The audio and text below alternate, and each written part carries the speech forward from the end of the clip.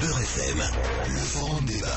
On n'est pas loin quand même de la diffamation et du mensonge qui peut être poursuivi en justice. Finalement, c'est aux travailleurs, c'est aux petits, c'est aux plus pauvres de payer la crise. Les Français apprécieront qu'on paye un type 15 000 € pour mettre en place une loi liberticide. On veut plus ça. Vous décrédibilisez totalement les médias. C'est très grave. Franchement, c'est très grave ce qui se passe. La population, le peuple, lui, résiste. Trouve des moyens de dire tout ceci n'est pas acceptable. Beaucoup d'hommes et de femmes ne peuvent plus se soigner correctement. Moi, je dirais quand il y a un facho, ça va, mais quand il y en a trop, ça ne va plus. Le forum débat de Beurre FM, Abdelkrim Branine.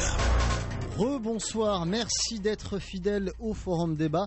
Ce soir, Actu oblige, on va revenir sur la crise de l'euro. Aujourd'hui, nouveau rebondissement plus ou moins attendu, c'est l'abaissement de la note de l'Italie par l'agence Standard & Poor's. Après la Grèce, pas encore sortie d'affaire, bien sûr, nos voisins transalpins vont-ils sombrer à leur tour? La crise semble se rapprocher de nos frontières. Si on ajoute à ça d'autres signes, notamment le fait que le groupe Siemens vient de retirer 500 millions de la Société Générale, ça donne quelques sueurs froides à tous les Français. Crise de l'euro, y a-t-il urgence pour notre pays? On va tenter de répondre à cette question ce soir avec nos invités. Vos interventions sont les bienvenues comme d'habitude dès 19h au 01 48 060 060. Trois invités sont avec nous ce soir pour évoquer cette crise de l'euro, à commencer par François Asselineau. Bonsoir. Bonsoir Abdelkrim et bonsoir à tous vos auditeurs. François Asselineau, vous êtes le président de l'UPR, l'Union Populaire Républicaine. On vous a récemment reçu dans le Face à l'actu. Donc le créneau européen, la crise de l'euro, c'est l'une des raisons d'exister, on peut le dire, de l'UPR, François Asselineau. Oui, vous êtes aimable de le rappeler.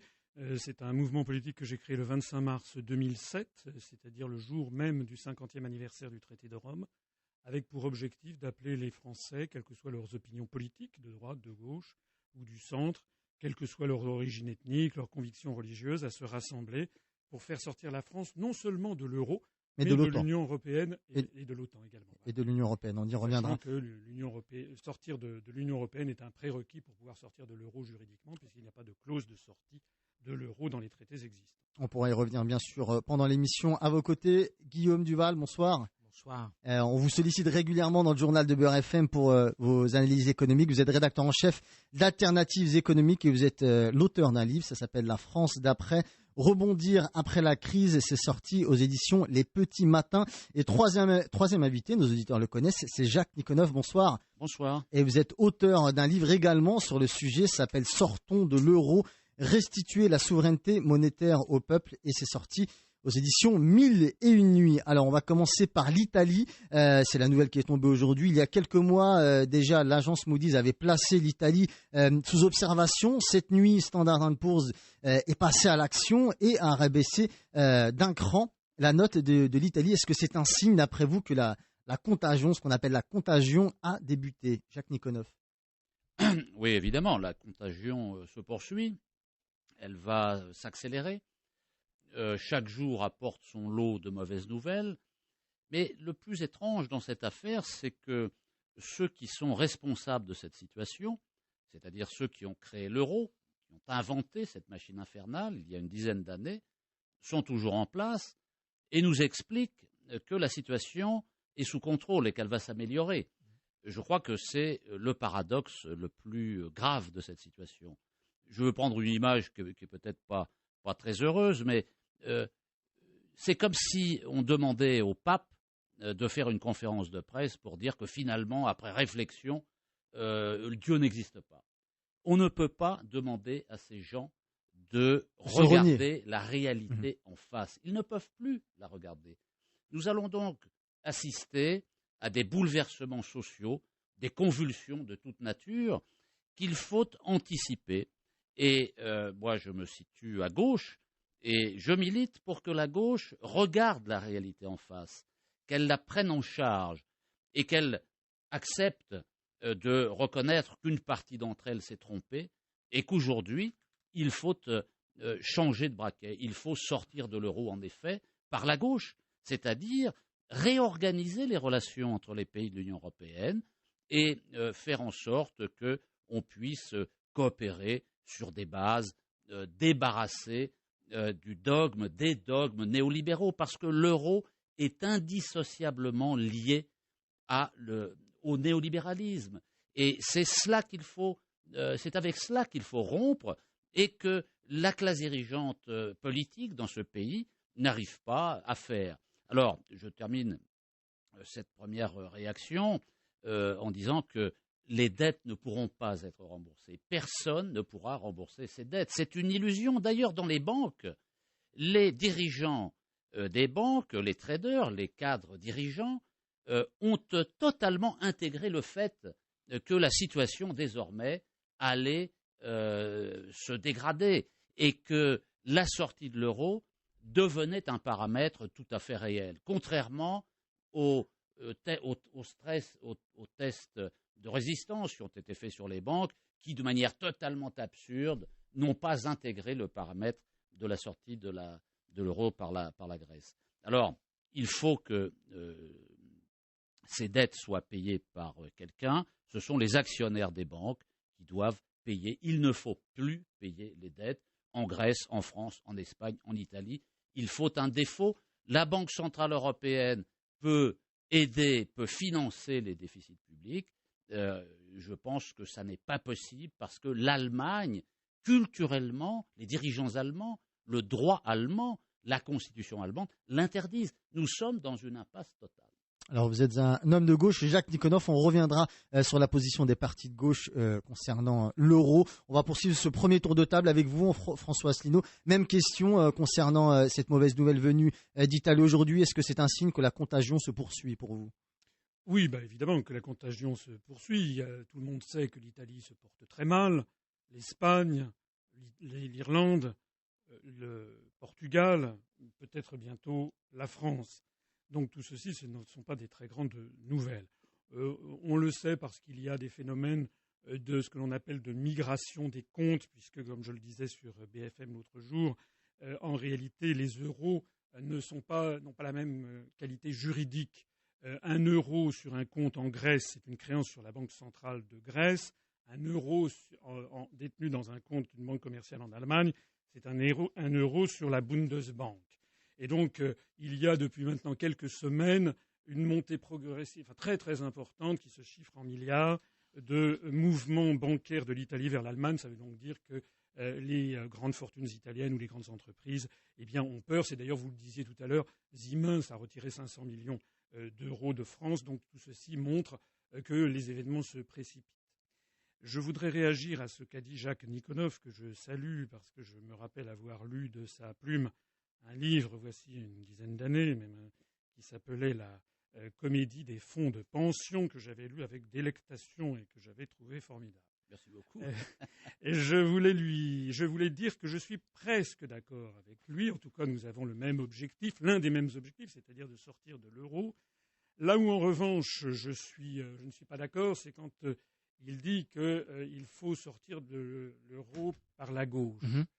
C'est un petit peu comme si quelqu'un était en prison et disait « je veux sortir de prison, mais à la seule et unique condition d'aller à la montagne ». Eh bien non, on veut sortir de prison, et puis une fois qu'on sera sortis tous collectivement de prison, eh bien à ce moment-là, on décidera, et c'est le peuple français qui décidera de ce qu'il veut. Parce que ça, c'est un piège mortel. Hein. Si on veut se limiter à la gauche, il faut savoir qu'il y a en gros les 55% d'électeurs français qui ont voté non à la Constitution européenne en 2005, on sait par tous les sondages sociologiques post-électoraux qu'il y avait en gros 32% d'électeurs de gauche et 20 à 23% d'électeurs de droite. Ça veut donc dire que s'il y a supposé même que M. Nikonov, dont je doute, arrive à convaincre les partis de gauche actuels de sortir de l'euro, eh bien il n'aura toujours pas la majorité. Il faut donc avoir une majorité de Français qui soient d'accord pour se rassembler au-delà de leur clivage actuel, pour sortir de l'euro, et puis ensuite, eh bien, ce sera aux Français, de façon tout à fait démocratique, de décider de l'avenir collectif que nous souhaitons. Il me semble que c'est un raisonnement qui est d'une grande logique et qui est même assez imparable. Alors, s'agissant maintenant des partis politiques de gauche, je pense qu'on aura l'occasion d'y revenir. Moi, j'apprécie un certain nombre de choses que dit M. Nikonov, mais force est de constater que la très grande majorité des responsables politiques de gauche actuels français, comme d'ailleurs de droite, sont tout à fait européistes et pour l'euro. Et en particulier, M. Mélenchon qui essaie de drainer à lui la gauche de la gauche, et les anciens membres du Parti communiste français, a eu des mots extraordinairement durs, pour ne pas dire scandaleux, sur ceux qui étaient en faveur de la sortie de l'euro. Il a même dit récemment que sortir de l'euro, c'était un réflexe maréchaliste, comme si c'était être pétainiste que de vouloir sortir de l'euro. Alors, avec des débats de cette volée, on n'est pas prêt d'avancer. Alors, on va poursuivre et terminer ce premier tour de table avec Guillaume Duval. Même question, Guillaume Duval, concernant cette mauvaise nouvelle venue d'Italie. Oui, c'est une très mauvaise nouvelle, même si elle était attendue, parce que l'Italie, c'est un gros morceau. Si vous voulez, la Grèce, la dette grecque, ça représente 350 milliards d'euros. La dette publique grecque, ça représente un peu plus de 4% du PIB européen, mais la dette publique italienne, c'est 1900 milliards d'euros, c'est 20% du PIB européen. Si ça dérape en Italie, la situation devient très grave. Je crois que ce que montre surtout la décision de Standard & Poor's aujourd'hui, au-delà de la personnalité de Berlusconi, qui est une personne de droite ultralibérale, et qui manifestement n'a pas réussi à redresser l'économie de son pays, au contraire, et le conduit dans une situation très difficile. Donc, au-delà de cette personnalité très particulière qui a effectivement de quoi inquiéter non seulement les investisseurs, Standard & Poor's, mais beaucoup de gens, ce que montre cette décision, c'est l'impasse des politiques que mènent les gouvernements européens dans leur ensemble, et aussi dans le cas de l'Italie, la Banque Centrale Européenne, qui est à l'origine de ces décisions, les politiques que mènent les dirigeants européens actuels, qui sont des dirigeants de droite, dans leur grande majorité, face à la crise de l'euro. Ils disent qu'ils veulent résoudre la crise de l'euro, et en fait, ils l'aggravent parce qu'ils ne donnent comme seul conseil aux gens qui sont en crise que de faire de l'austérité. Donc, l'Italie vient de voter, il y a quelques jours, un plan d'austérité de 60 milliards d'euros, qui vient après un autre plan d'austérité de 80 milliards d'euros qui avait été voté en juillet. On voit le résultat.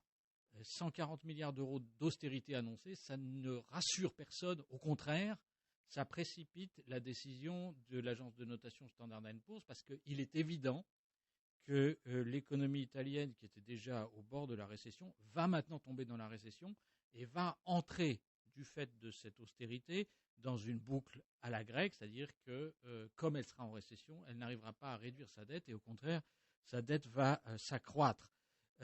Donc oui, c'est une nouvelle inquiétante. C'est une nouvelle surtout qui condamne la politique actuelle menée par les dirigeants européens. Alors après, est-ce que cette politique, est-ce que l'euro est condamné? Ça, c'est une autre affaire. Je sais que mes deux interlocuteurs sont d'accord pour dire que ce serait vachement mieux sans l'euro.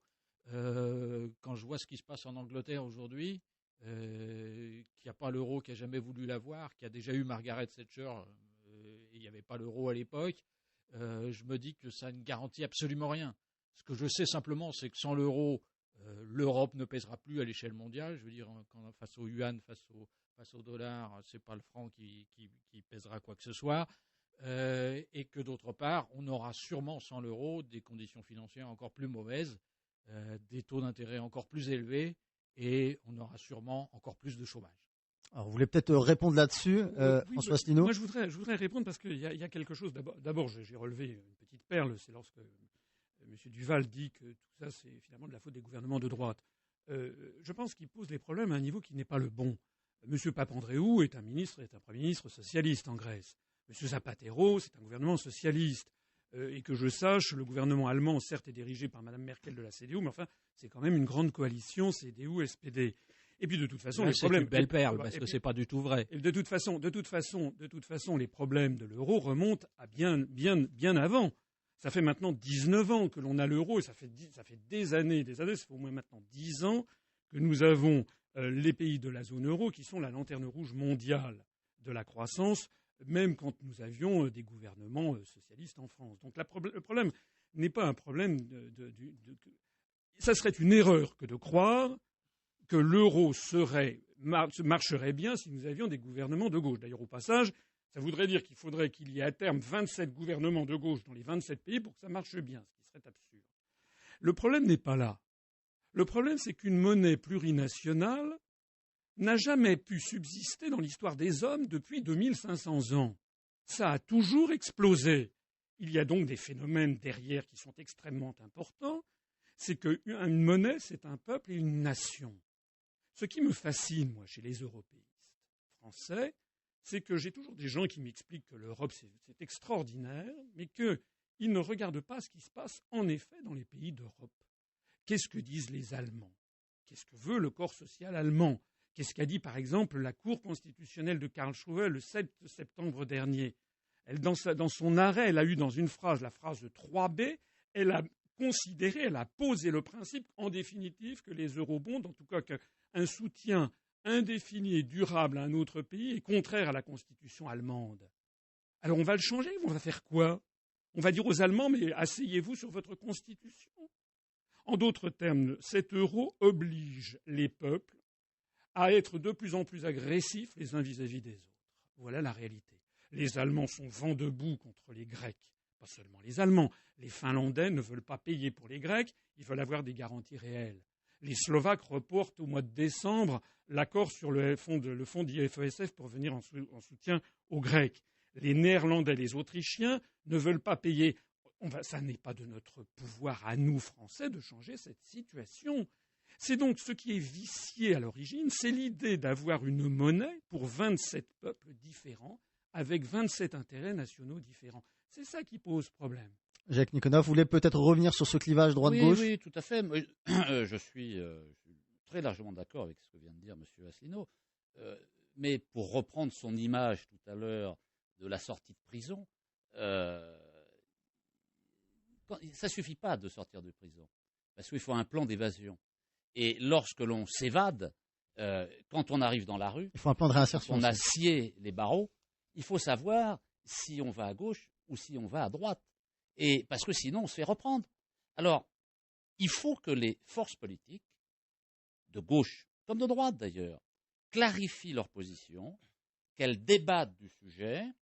Et en ce qui me concerne, ma famille politique, c'est la gauche. Je pense que la gauche doit aborder ces questions. Ensuite, effectivement, c'est au peuple de trancher. Et il faudra un référendum. Nous, c'est ce que nous proposons, vous aussi, je pense. Il faudra un référendum pour sortir de l'Union européenne, sortir de l'euro du même coup. C'est tout à fait clair. Et là, les citoyens, quelles que soient leurs appartenances politiques, eh bien, pourront s'exprimer. Mais ils pourront s'exprimer à partir d'analyses, de propositions qui auront été développées par les partis de gauche et de droite.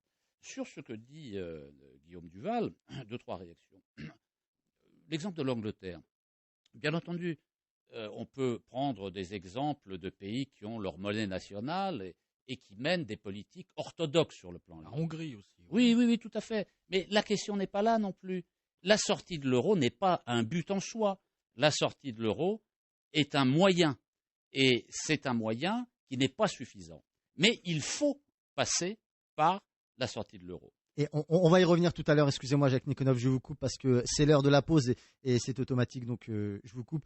Il est 18h, bientôt 56. Je vous rappelle le numéro 0148 060 060. On parle de la crise de l'euro. On attend vos questions. À tout de suite. Le forum débat de Beurre FM. L'information autrement. Le forum débat de Beurre FM. Abdelkrim Bramine. Suite de cette émission Crise de l'euro, est-ce qu'il y a urgence pour la France? C'est la question qu'on se pose avec nos invités. François Asselineau, président de l'UPR, l'Union populaire républicaine.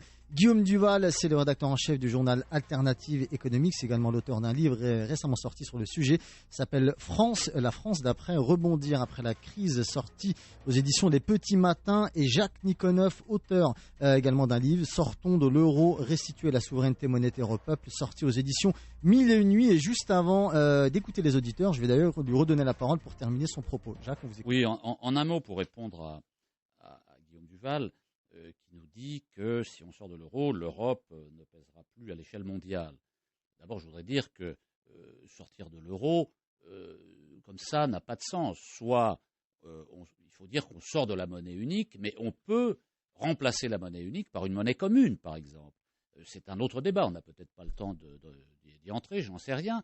Mais si l'Union européenne décidait d'abandonner la monnaie unique en reconnaissant les tares de la monnaie unique, pour passer une monnaie commune, son audience sur le plan international serait grande. aujourd'hui, l'Union européenne donne le spectacle de la division et de l'impuissance. Et donc, on ne peut pas dire que ce serait pire si elle sortait de l'euro, au contraire. Les taux d'intérêt, si on sortait de l'euro, vous dites que les taux d'intérêt augmenteraient. Bien sûr. Oui, bien sûr. Oui, c'est évident. Si on reste dans le schéma, qu'on est prisonnier du schéma des marchés financiers. C'est pour cela que la sortie de l'euro ne suffit pas. Il faut fermer le marché obligataire. Il faut arrêter le financement des États sur les marchés financiers. Il faut démanteler les marchés financiers. Alors évidemment, si on ne veut pas s'attaquer aux marchés financiers, on va se retrouver avec des hausses de taux d'intérêt. Mais les taux d'intérêt, ce sont les marchés qui les fixent. C'est pour cela qu'il faut sortir des marchés et fermer le marché obligataire. Alors vous allez me dire, oui, mais c'est complètement illusoire. Pas du tout. D'abord, avant, ça n'existait pas, les marchés obligataires. Comment va-t-on financer les États? De 3 manières, très simples. L'épargne nationale, quand il y en a, ce n'est pas le cas de la Grèce, par des quotas de titres d'État qu'on impose aux banques et aux compagnies d'assurance, et par la création monétaire des banques nationales. C'est très simple. Troisième élément, vous dites la sortie de l'euro va augmenter le chômage. C'est le contraire. Si on sort de l'euro, c'est bien pour régler le problème du chômage, parce que l'euro comme monnaie unique aggrave le chômage. La parité de change de l'euro, la surévaluation de l'euro cher, pénalise les exportations, encourage les délocalisations. On va enfin pouvoir freiner ces aspects-là. On va pouvoir. Les comptes extérieurs de la zone euro sont parfaitement équilibrés. On exporte autant qu'on importe. Oui, mais c'est à l'intérieur de la zone euro avec l'Allemagne. Il y a la question allemande. Tant qu'on ne règle pas les excédents commerciaux allemands, on ne peut pas résoudre la question de l'emploi. Et pour résoudre les problèmes d'excédents commerciaux allemands, il faut sortir de l'euro. Et il faut imposer une nouvelle organisation commerciale entre les pays de l'Union européenne et au-delà d'ailleurs, avec des mesures protectionnistes.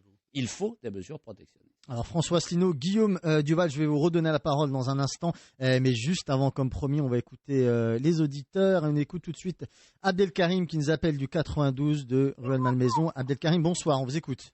Bonsoir messieurs, bonsoir aux auditeurs. Moi j'ai des questions à poser aux messieurs qui sont là.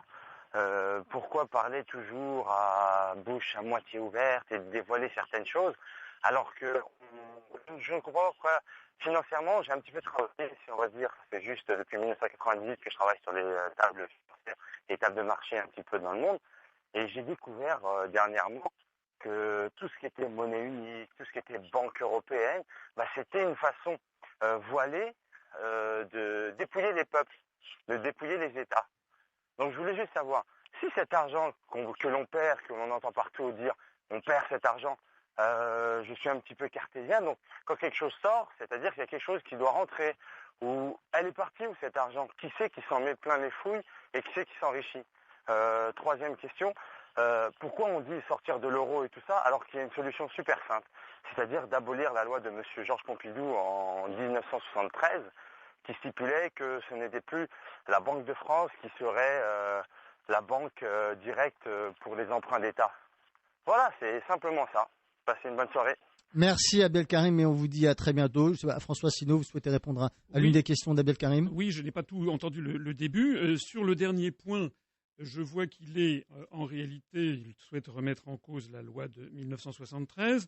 Il rejoint, si j'ai bien compris, un peu l'intervention de Jacques Nikonov. Il rejoint également ce que nous proposons à l'Union populaire républicaine. C'est dans notre programme depuis maintenant plusieurs années. Un petit rappel peut-être sur cette loi de 1973? Oui, qui a interdit en réalité de présenter des effets publics à la Banque de France, puisqu'auparavant, comme on pouvait monétariser d'une certaine façon l'endettement public, et maintenant on est obligé, comme l'a dit Jacques Nikonov, d'avoir recours aux marchés financiers. Je m'aperçois que nous avons d'ailleurs des points communs et de convergence avec M.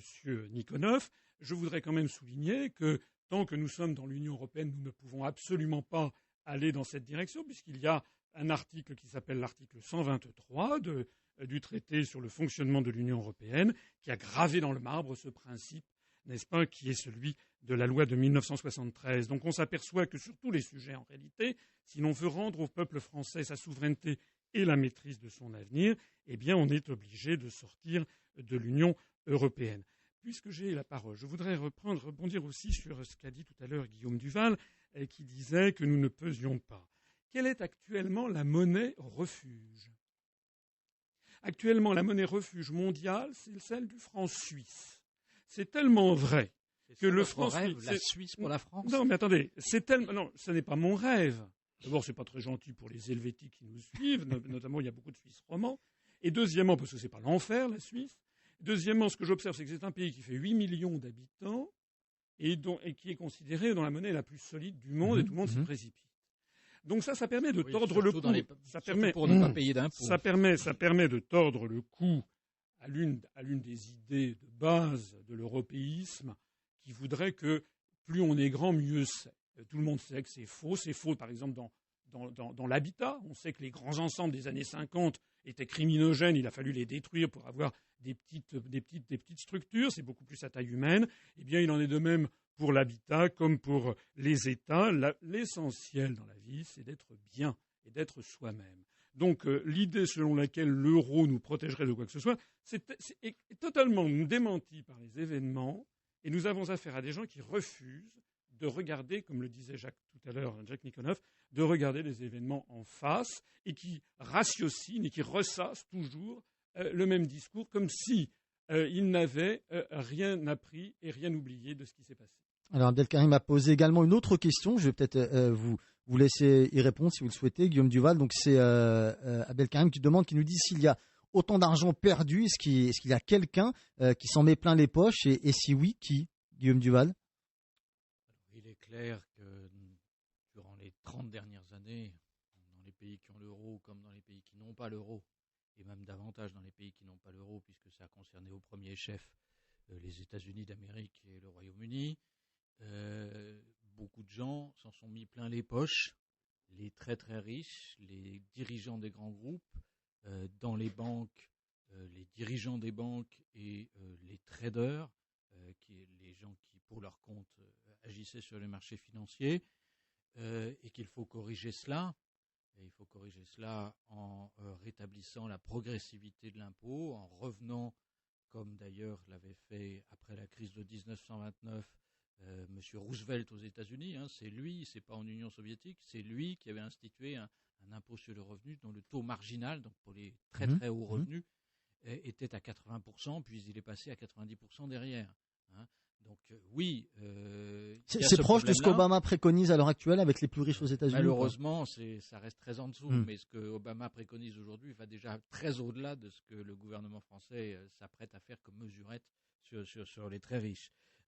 Mais c'est une autre question que de savoir si les banques en tant que telles ne servent à rien et ne servent qu'à voler les Français ou les autres. Je crois que les banques jouent un rôle essentiel, important, utile dans l'économie et les sociétés développées telles que les nôtres. Elles sont caractérisées par le fait qu'il y a beaucoup de ce qu'on appelle de division du travail, c'est-à-dire qu'il y a beaucoup de gens qui échangent les uns avec les autres des biens, des services, etc.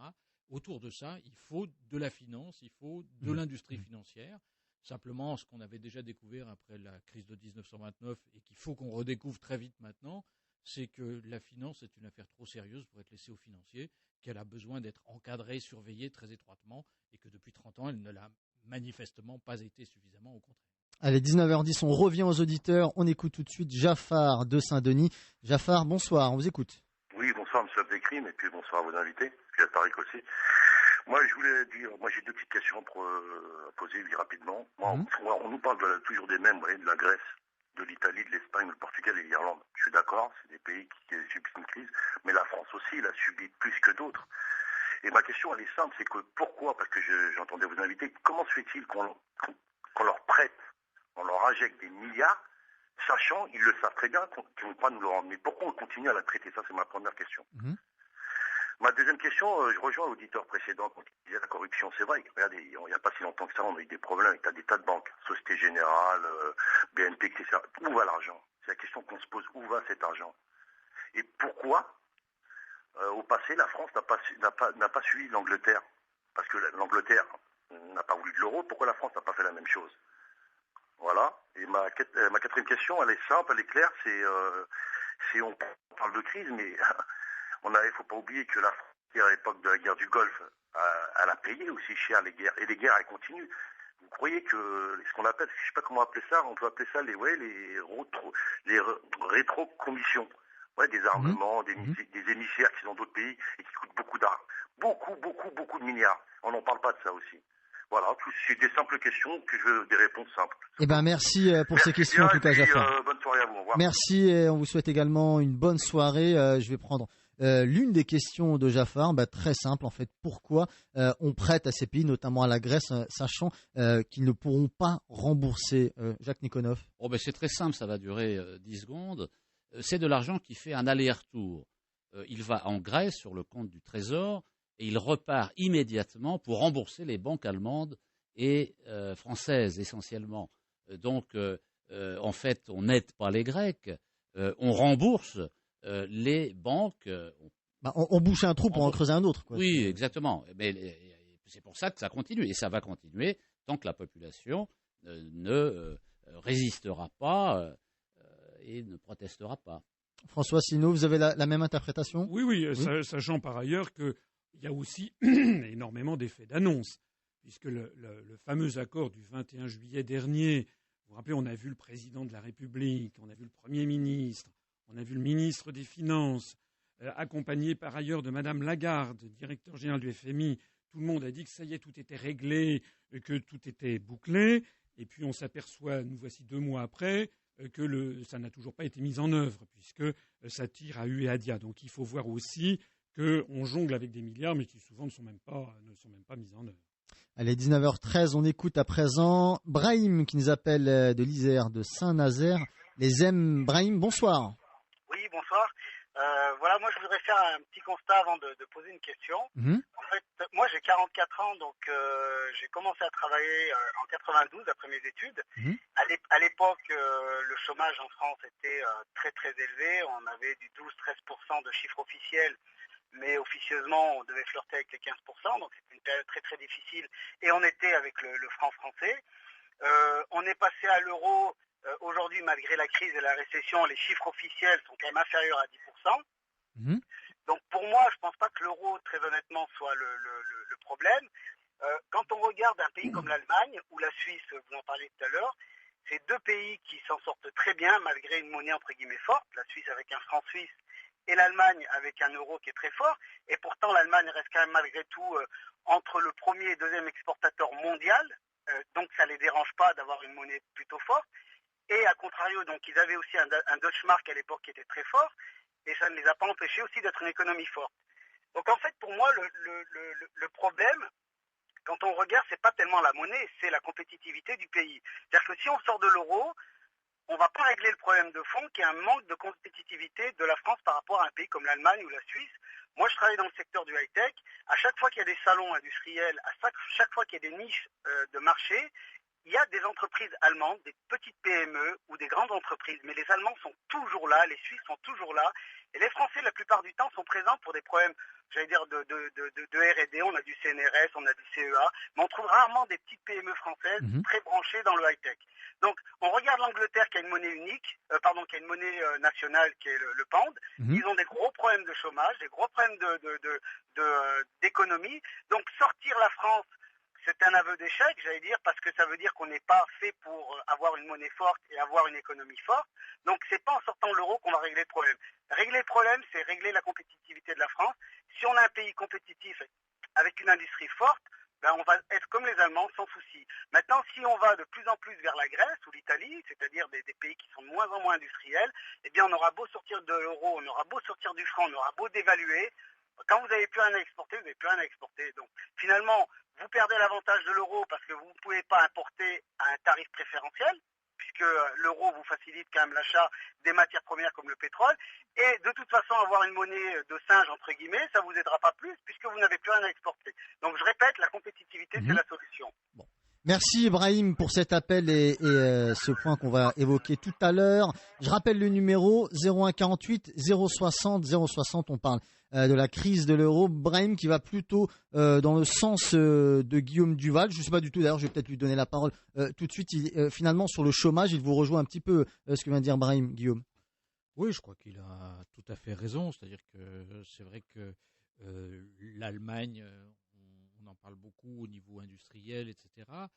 Mais c'est vrai qu'il faut savoir que dans une entreprise allemande, ça ne se passe pas comme dans une entreprise française. C'est pas un énarque qui débarque d'un cabinet ministériel qui est à la tête de la plupart des grandes entreprises.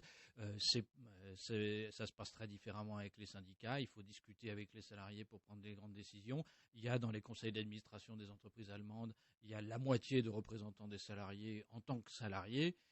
C'est pour tout ça que ça marche mieux. C'est aussi un pays qui a toujours été décentralisé, où il y a des villes un peu partout avec du capital social, culturel, etc. C'est ça qu'il faudrait être capable de faire, mais ça c'est vrai que c'est un travail de très long terme, et je suis d'accord avec lui sur le fait que ça n'aiderait pas du tout de sortir de l'euro pour réussir à faire ça. Alors, je redonnerai la parole tout à l'heure à François Asselineau et Jacques Nikonov. Je vous rappelle que vous pouvez intervenir en direct également sur la page Facebook du Forum Débat en tapant Forum Débat Beurre FM sur Facebook. Et si vous ne souhaitez pas passer en direct à l'antenne et poser vos questions par mail, vous pouvez le faire via cette adresse. C'est Forum Débat au singulier tout attaché @beurrefm.net. Une petite pause, on se retrouve. À tout de suite. Le Forum Débat de Beurre FM. L'information autrement. Le Forum Débat de Beurre FM. Abdelkrim Ravine. Troisième partie de cette émission, on parle toujours de la crise de l'euro avec François Asselineau, il est président de l'UPR, l'Union Populaire Républicaine, Guillaume Duval, rédacteur en chef du journal Alternative économique, également auteur d'un livre La France d'après, rebondir après la crise aux éditions Les Petits Matins, et Jacques Nikonov, auteur du livre Sortons de l'euro, restituer la souveraineté monétaire au peuple. C'est sorti aux éditions 1001 nuits. 01 48 060 060. On continue de prendre vos appels et on écoute tout de suite Hassan qui nous appelle du Val d'Oise. Hassan, bonsoir. Bonsoir Abdelkrim et bonsoir à vos invités et à vos auditeurs. Et merci pour l'émancipation culturelle que vous nous apportez avec votre émission. Par contre, je voulais juste souligner quelque chose qui n'a rien à voir avec le sujet. Excusez-moi. Par contre, quand il y a la pub maintenant, ça s'éteint. C'est normal? Je voulais vous l'informer. Ça s'éteint. Votre radio s'éteint? Ouais, non, sur le portable, sur le téléphone. Bon, en tout cas, merci de nous l'avoir signalé. Voilà, on va passer le message à nos équipes techniques. Ça fait une semaine déjà que ça coupe comme ça, et on pense à chaque fois qu'on a été coupé. Alors, c'est pour ça. D'accord. Je voulais vous prévenir. Bon, excusez-moi pour cette parenthèse. Pour en revenir sur la crise de l'Allemagne, de la crise de l'Europe. Je voulais souligner, moi je suis abonné à Alternative Internationale. Je voulais souligner, j'ai lu... Alternative économique, vous voulez dire? Ouais, moi c'est international, c'est pas économique. Bon, c'est le même club. Quoi. On vous conseille Alternative économique aussi. Voilà. Et oui, je sais, mais je suis ailleurs. Ce que je voulais dire, c'est que par rapport à l'Allemagne, que l'Allemagne quand même, il ne faut pas oublier que toute son... pas tout, mais plus de 50% de son exportation, elle est faite dans les pays de l'Europe.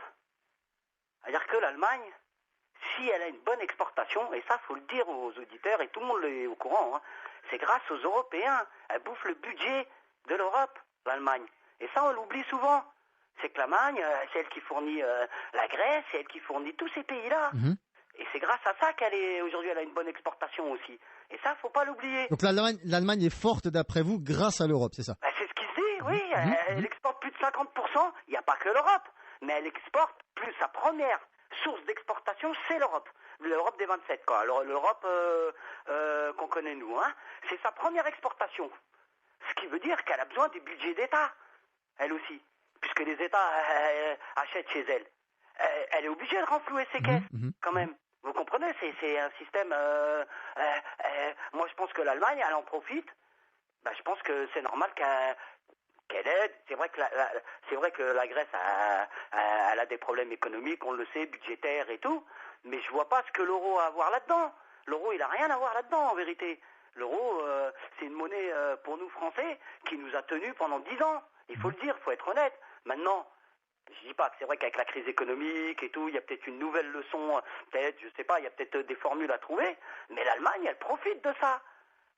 Parce qu'elle mange dans le budget de ces peuples européens. Eh bien, on va en parler de l'Allemagne. Merci Hassan, en tout cas, pour votre appel. On vous dit à bientôt dans le Forum Débat. Jacques Nikonov, il y a toute une partie consacrée, il y a un chapitre consacré justement à la place de l'Allemagne et ce qu'elle gagne avec l'euro, avec l'Europe. Oui, tout à fait. Et je trouve que Hassan met dans le mille parce que c'est exactement le problème. Alors, avant de réagir à ce qu'il dit, juste un petit retour en arrière, parce qu'on n'a pas répondu à une question de Jaffar tout à l'heure. Pourquoi la France n'a-t-elle pas fait comme l'Angleterre, qui n'a pas voulu rentrer dans l'euro? Pour une raison très simple.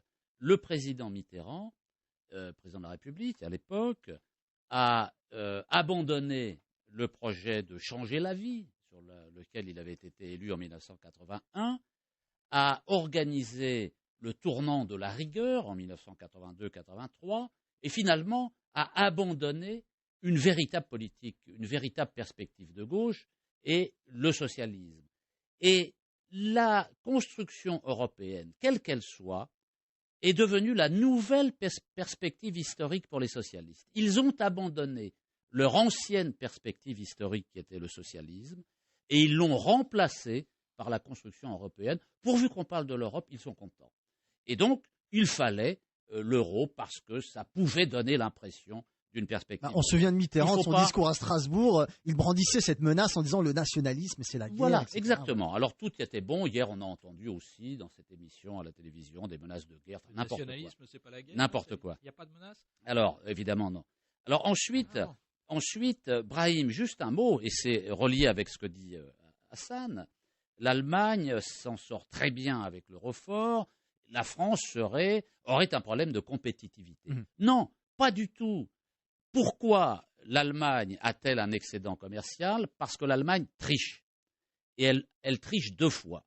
D'abord, elle triche en dévaluant les salaires. Depuis une dizaine d'années, il y a eu une déflation salariale parce que comme on ne peut plus dévaluer avec la monnaie unique, la seule solution que l'on a pour être compétitif, c'est d'écraser les salaires.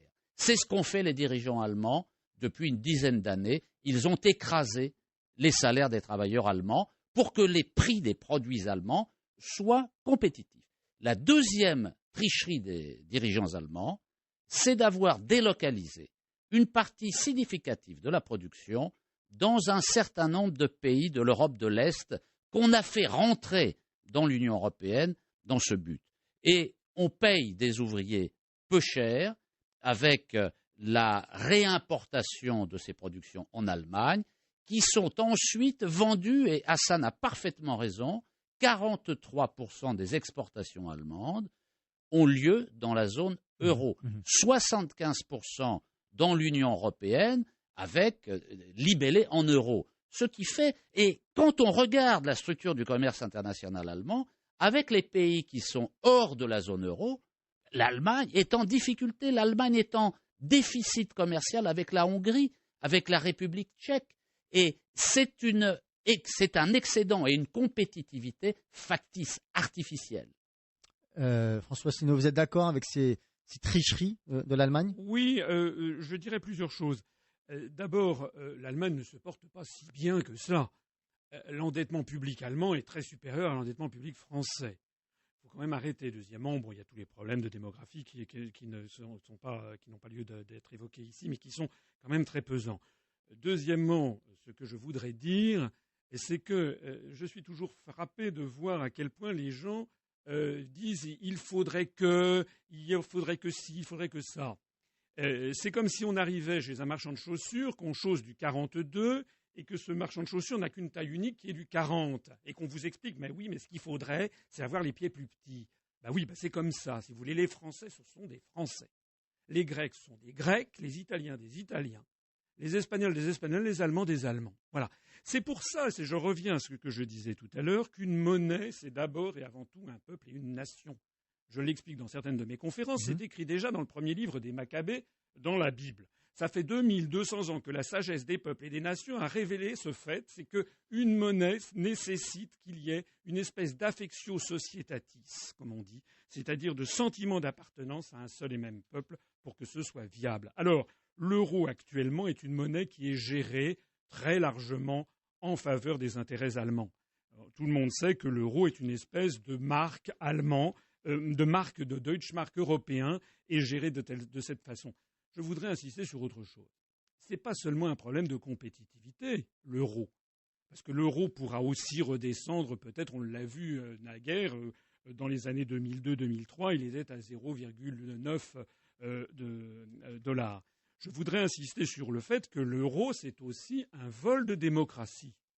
C'est de ça qu'il s'agit. Moi, je voudrais rappeler quand même que du fait de l'euro, il y a énormément de politiques qui désormais sont imposées. Rappelez-vous cette déclaration extraordinaire de Mme Merkel qui disait au mois de mai dernier « Il faudrait que dans des pays comme la Grèce, l'Espagne, le Portugal, on ne parte pas à la retraite plus tôt qu'en Allemagne, que tous fassent un peu les mêmes efforts, c'est important. Nous ne pouvons pas avoir une monnaie commune et certains avoir beaucoup de vacances et d'autres très peu. À la longue, ça ne va pas. » Qu'est-ce que tout ceci veut dire? Cela veut dire que l'euro impose d'avoir, en définitive, une espèce de politique commune qui échappe complètement aux électeurs, qui est imposée en fait par le moins-disant social, comme c'est effectivement le cas par exemple pour l'Allemagne. Je ne sais pas si vos auditeurs savent qu'il n'y a pas de SMIC en Allemagne. Et donc, la logique voudrait qu'à terme, si on conserve la même monnaie que l'Allemagne, eh bien à terme, il faudrait qu'on supprime le SMIC en France. Guillaume Duval. Oui, simplement, sur l'Allemagne, oui, Hassan a tout à fait raison de souligner sa dépendance très forte vis-à-vis du reste de la zone euro. C'est pour cela qu'elle a intérêt, en fait, à aider le reste de la zone euro à mieux se porter. Et c'est pour ça en particulier que la politique que souhaitent impulser aujourd'hui les dirigeants allemands au niveau européen n'a pas de sens. L'Allemagne a subi effectivement une austérité très forte depuis le début des années 2000. Ça n'a pas eu de conséquences plus graves pour l'Allemagne et pour l'Europe parce que justement à ce moment-là, il y avait les Italiens, les Irlandais, les Espagnols, les Grecs, etc., qui s'endettaient et qui consommaient beaucoup. Si on doit tous se mettre à le même genre de politique que celui qu'ont subi les Allemands depuis le début des années 2000, c'est sûr que la zone euro ira en récession et que l'euro sera mort. Ceci dit, je crois qu'on peut essayer, tous les Allemands ne sont pas convaincus de cette politique-là. C'est la politique de Mme Merkel et de ses alliés ultralibéraux du FDP. À chaque élection en Allemagne, ils se prennent une claque. Donc c'est que les Allemands ne sont pas forcément très convaincus que ce soit la bonne politique. C'était celle de M. Schröder du SPD, juste avant. Heureusement. Simplement, pour revenir sur l'euro, on ne peut pas raconter n'importe quoi. On a abandonné le franc. Pourquoi? On a abandonné le franc parce qu'il ne valait pas grand-chose. Parce qu'on avait perdu, en fait, notre souveraineté monétaire. On était à la ramasse. On était obligé de suivre la politique monétaire des Allemands avec le Deutsche Mark. On n'avait plus de marge de manœuvre parce que notre monnaie était plus considérée comme suffisamment sérieuse. Et c'est pour ça qu'on a voulu en France que tous les dirigeants politiques de droite et de gauche ont voulu à un certain moment faire l'euro pour reconquérir une partie de la souveraineté monétaire en Europe. Et quand on dit qu'aujourd'hui l'euro est géré comme le mark allemand, c'est tout à fait faux. Ce à quoi on a assisté depuis le début de cette année, c'est que M. Axel Weber, qui était le président de la Bundesbank, a démissionné de la direction de la BCE au printemps dernier parce qu'il était en désaccord avec la politique qui était menée par la BCE qui voulait soutenir justement les États en difficulté. Et là, il y a 2 semaines, on vient d'avoir une deuxième démission allemande à la BCE de M. Jürgen Stark. Si c'était une politique aussi allemande qui était menée par la BCE, ça se saurait et ces gens-là seraient toujours là. Donc la BCE aujourd'hui soutient les États en difficulté, c'est très bien, il faut qu'elle le fasse et qu'elle le fasse plus. Les dirigeants allemands, certains dirigeants allemands sont en désaccord, ça se fait quand même. Alors François Sineau, je vais vous donner la parole dans un instant. Juste avant, on va écouter Rachid qui attend de poser sa question. Rachid de Massy, bonsoir. Oui, bonsoir. Bonsoir tout le monde. Donc, dans un premier temps, ce que je voulais dire, c'est que on nous dit que l'euro c'est la solution. Alors, comment se fait-il que les Américains et les Chinois font tout pour dévaluer leur monnaie, pour pouvoir exporter, pour pouvoir vendre des Boeing et tout ce qui s'ensuit? Ils ont dévalué leur monnaie dans un premier temps. Concernant la loi de 73, je voulais revenir là-dessus. On peut s'apercevoir que Pompidou a travaillé pour la banque Rothschild. Donc, c'est pas par hasard si Pompidou et Giscard ont imposé à l'État d'emprunter sur les marchés privés. Peut-être c'est une coïncidence, j'en sais rien. Concernant Mélenchon, mais Mélenchon n'a jamais été un opposant. Il a été 30 ans au Parti Socialiste. comme il s'est aperçu que les quartiers populaires ne voulaient plus voter pour le Parti socialiste, il s'est fait son petit bonhomme de chemin, voilà, il a fait sa petite route, il a créé son petit parti. Tout ça, c'est une stratégie. Hein. Même à Massy, le Parti socialiste, ils se sont cassés les dents. Donc tout ça, c'est du baratin. Et qu'est-ce que je voulais poser comme question et une question. Paraît-il que dans les banques françaises, ou bien dans les banques en général, il y a plus de 10 000 milliards de produits toxiques et que tôt ou tard, ça pourrait nous éclater en pleine gueule. Donc je voulais savoir leur avis, surtout à M. Asselineau. Et je précise encore une chose, c'est que la personne de gauche disait qu'il fallait faire un référendum pour pouvoir sortir de l'Europe, mais moi ce que je lui répondrai, c'est que on a fait un référendum pour ne pas rentrer dans l'Europe. Et après, ils nous ont magouillé le traité de Lisbonne pour pouvoir nous imposer l'entrée en Europe. Donc voilà. Merci pour ces questions. Merci Rachid. Et on va y répondre, mais ce sera juste après la pause. Je vous rappelle qu'on parle de la crise de l'euro. Le numéro pour passer en direct à l'antenne 01 48 060 060. À tout de suite. Le forum débat de Beurre FM. L'information autrement. Le forum débat de Beurre FM. Abdelkrim Bravine. Quatrième et dernière partie de cette émission consacrée à la crise de l'euro. On est toujours en compagnie de Jacques Niconoff, auteur du livre « Sortons de l'euro, restituer la souveraineté monétaire au peuple » aux éditions des Mille et Une Nuits. Guillaume Duval, auteur de La France d'après, Rebondir après la crise, sorti aux éditions Les Petits Matins. C'est également le rédacteur en chef du journal Alternatives économiques. Et François Asselineau, président de l'UPR, l'Union populaire républicaine. Et je vais d'ailleurs lui redonner la parole, puisqu'il voulait repréciser quelque chose concernant la politique allemande. Oui, c'était au sujet de ce que disait Guillaume Duval. Si effectivement M. Weber et M. Stark ont claqué la porte de la Banque centrale européenne, c'est pour des raisons très particulières. C'est parce qu'ils refusent le rachat, en réalité, l'engagement que prend la BCE en rachetant des créances pourries d'un certain nombre d'États d'Europe, parce que tout ceci plombe le bilan de la Banque centrale européenne. Ils ne protestaient pas contre un autre volet de la politique de la Banque centrale européenne, qui est d'ailleurs fixé par le traité de Maastricht, qui est la lutte mordicus contre l'inflation, qui doit être limitée à 2%. Ils ne protestaient pas non plus contre le taux de change externe de l'euro, qui est très élevé, beaucoup trop élevé pour la compétitivité de l'industrie française. Je voudrais dire que s'agissant de l'euro, malheureusement le temps nous manque dans cette émission qui est très riche, mais il faut quand même insister sur un élément très important, c'est qu'à l'origine, on le sait maintenant depuis les documents confidentiels défense qui ont été déclassifiés par l'administration Clinton à l'été 2000 et rapportés par le Daily Telegraph du 19 septembre 2000, eh bien on sait que l'origine de la création d'une monnaie unique européenne est d'origine américaine. Ce sont les États-Unis qui ont demandé à l'Europe de bâtir une monnaie unique parce qu'ils y voyaient d'abord une façon de fédérer le continent européen et ensuite, dans le cadre de ce qui est actuellement les projets de marché transatlantique, pour progressivement aboutir à une communauté euro-atlantique. Donc c'est la raison pour laquelle il y a eu tant de pression sur la gauche française à partir de 82-83, parce que, effectivement, pour avoir une monnaie européenne, on ne pouvait pas envisager d'avoir une monnaie où la France ne serait pas. Alors que l'Angleterre a toujours des facilités, on l'avait vu, l'Angleterre était entrée après coup dans le marché commun. Un dernier mot peut-être sur la question du référendum. Moi, je bois les paroles de votre auditeur, de Rachid, parce que nous avons créé notre mouvement politique en disant aux Français, il faut que nous sortions de l'Union européenne et de l'euro. Voilà. Nous ne sommes pas un parti qui dit, si vous nous élisez, on va faire ensuite un référendum pour savoir ce qu'il faut faire. Parce que sinon, c'est le système vache qui rit. Vous savez, on n'en finit pas. Donc, il y a nous, on est là, on dit, voilà, est-ce que vous imaginez De Gaulle, le 18 juin 40, disant, moi, je vais arriver au pouvoir, et puis après, on va faire un référendum pour savoir s'il faut chasser les Allemands de France. Non. Nous, il faut regarder les choses en face. Nous expliquons pourquoi il faut sortir de l'Union européenne, pas seulement sur l'euro, mais sur une quantité de sujets où la souveraineté des Français a disparu. L'idée selon laquelle l'euro c'est la paix est une idée dont mon voisin devrait aller parler, par exemple, aux Afghans, avant de la ressortir. La construction européenne, j'insiste sur cet aspect des choses, est une construction d'inspiration racialiste, parce que pourquoi est-ce que nous devrions fusionner avec les Lettons ou les Lituaniens et laisser dehors les Marocains ou les Tunisiens, en vertu de quoi?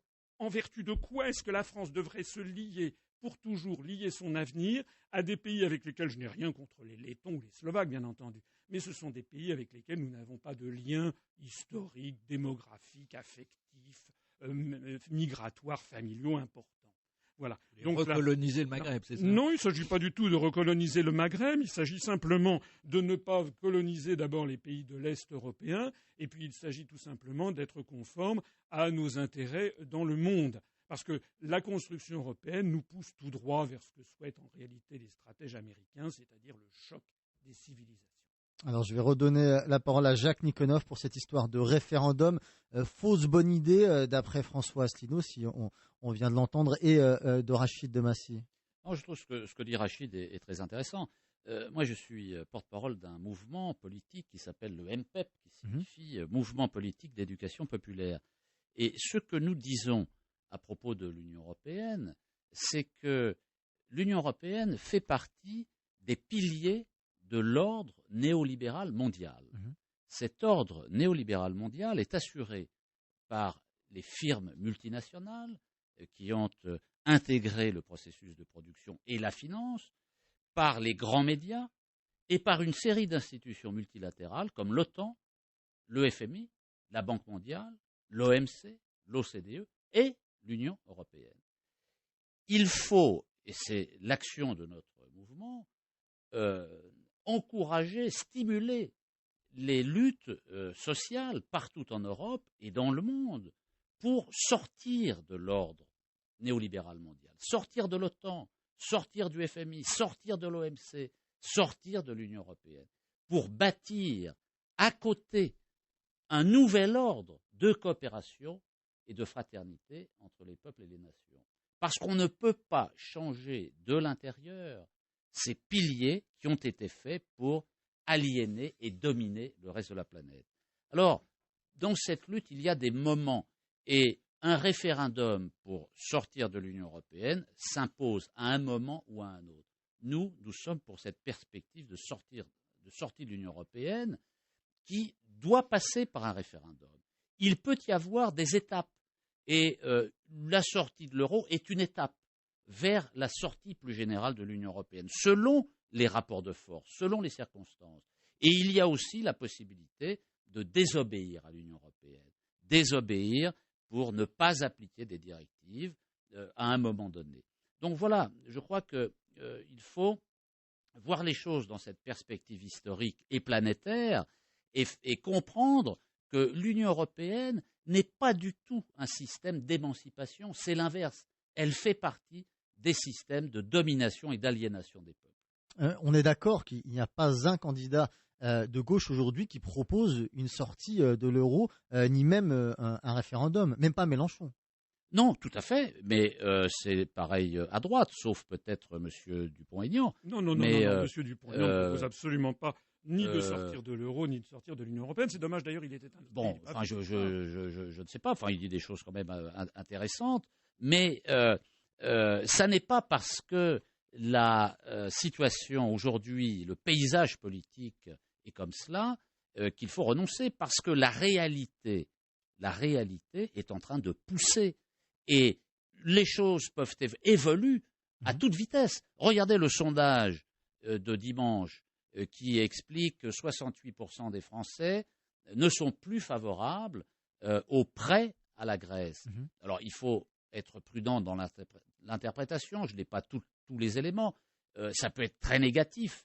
Mais il y a quand même du bon sens derrière cela. Parce que quand ces Français sont interrogés et qu'ils disent cet argent ne sera pas remboursé, ils ont raison.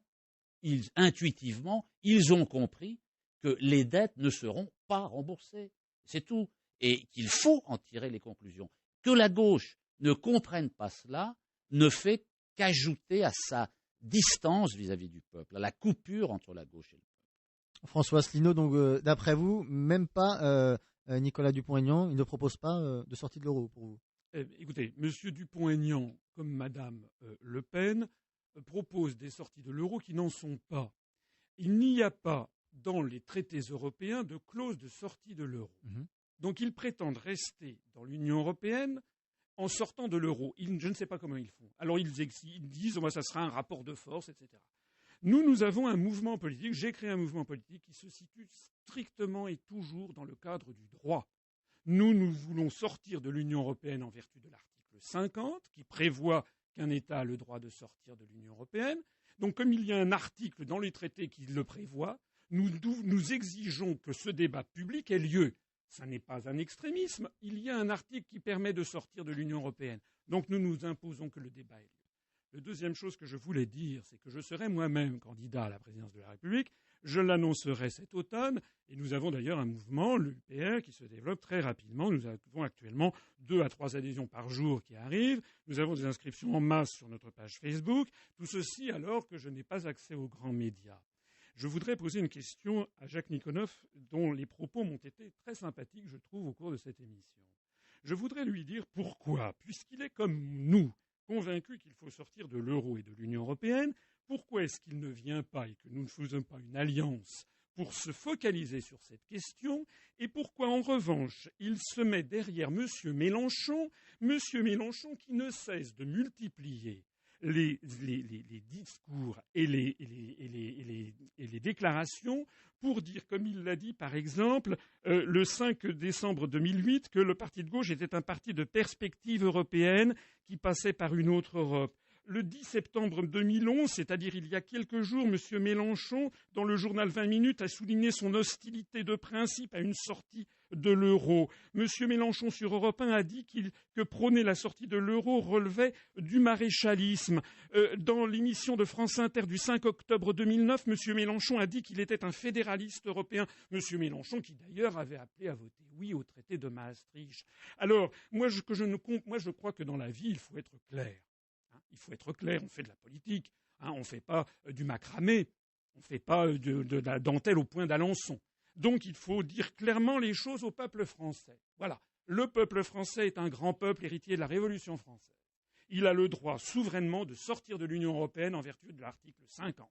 Et je dénie à quiconque le droit de nous empêcher de proposer cette solution française, puisqu'elle existe dans les traités. C'est d'ailleurs un droit inaliénable des peuples à disposer d'eux-mêmes. Et je dis donc à tous les Français, et d'ailleurs, il y a une majorité de gens de gauche qui ont rejoint l'UPR. Je dis donc, nous devons en sortir. On ne va pas tergiverser, on ne va pas faire un référendum à la Saint-Glinglin. Nous voulons en sortir. Donc voilà, j'ai posé la question à M. Mélenchon et à toutes les personnes qui sont au MPEP. Alors peut-être une réponse de Jacques Nikonov sur François Asselineau qui vous interpelle. Nous, le MPEP, nous sommes un mouvement politique de gauche. Nous ne croyons pas à la disparition du clivage gauche-droite. La droite, c'est toujours l'église et le château. La gauche, c'est toujours l'égalité. En tout cas, ça doit être l'égalité. Parce qu'une partie de la gauche s'est perdue. Et précisément pour cette raison, le mouvement politique d'éducation populaire s'est fondé pour contribuer à réidentifier la gauche. Parce que c'est autour d'un projet de gauche que, à notre avis, nous pourrons faire avancer la France et la société. Alors, sur M. Mélenchon, en effet, les positions qu'il défend sur l'Europe ne nous conviennent pas. Nous ne courons pas derrière, d'ailleurs.